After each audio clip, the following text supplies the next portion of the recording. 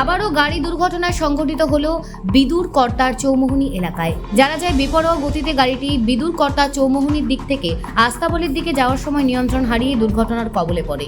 গাড়ির number TR01BP0359।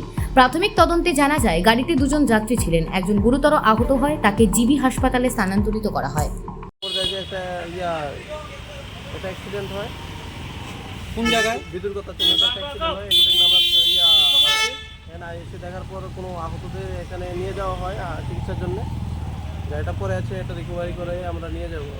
মানে কোনো নাম টাম পাওয়া না, গেছে? এখন পর্যন্ত তা এখনো আসেনি, সামনে আসেনি। বা গাড়িতে কতজন আসলো? না, ওইটা এখন পর্যন্ত জানা যায়নি। বা কোনো কারোর সাথে কি বাড়ি টাড়ি খাইছে গাড়িটা? ওইটা জিজ্ঞাসাবাদের পরেই বলা যাবে। প্রতিনিয়ত দুর্ঘটনার খবর পাওয়ার পরেই আমরা আসছি।